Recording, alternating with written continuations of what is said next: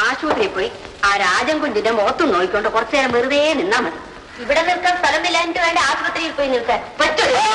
ലക്ഷ്മിക്കുട്ടി കാണാൻ എന്റെ ഗുരുവായൂരപ്പ, ഇങ്ങനെ ഒരു പോത്തിനെയാണല്ലോ എനിക്ക് മകളായിട്ട് തന്നത്. അമ്മിണിക്കുട്ടിയെ പറഞ്ഞതിനകത്തും കാര്യമുണ്ട്. ആശുപത്രിയിൽ പോയാൽ നിന്നാൽ രാജൻ കുഞ്ഞ് അമ്മിണിക്കുട്ടിയെ കാണും, ഇവിടെ നിങ്ങൾ കാണില്ല. അത്ര വ്യത്യാസമുണ്ട്. അതല്ല, ആപത്ത് കാലത്ത് ആരൊക്കെ അടുക്കലുണ്ടായിരുന്നു എന്ന് ചോദിച്ചാൽ ലക്ഷ്മിക്കുട്ടി അമ്മയും മകളും ഉണ്ടായിരുന്നു എന്ന് പറഞ്ഞ അത് നമുക്കൊരു പിടിയല്ലയോ? എന്താ ദേവരാജൻ കുട്ടിയുടെ പേര് പറഞ്ഞാൽ കൊള്ളില്ലേ? ആപത്ത് കാലത്തെ ദേവരാജൻ കുട്ടിക്കും അടുത്ത് നിൽക്കാൻ അറിയാം. പൊടി പറക്കും. നമ്മളിൽ ആര് നിന്നാലും ഇവളോട് നിന്നില്ലേ വല്ല പ്രയോജനം ഉണ്ടോ സ്വാമി? അതെ, ശരിയാണ്. നിൽക്കേണ്ട സ്ഥലത്ത് നിൽക്കേണ്ടവർ നിൽക്കേണ്ട രീതിയിൽ നിന്നാലേ പ്രയോജനമുള്ളൂ.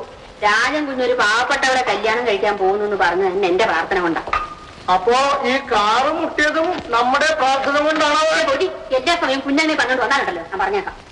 അല്ല, വണ്ടി മുട്ടിയത് നമ്മുടെ ഭാഗ്യം തന്നെ, അതുകൊണ്ട് പറഞ്ഞു പോയതേ ഉള്ളൂ. ഭാഗ്യം എന്ന് പറഞ്ഞാൽ മതിയോ? ആ വിവരം ഇവക്കൂടെ വേണ്ടായോ? എനിക്ക് ഈ വിവരമൊക്കെ മതി.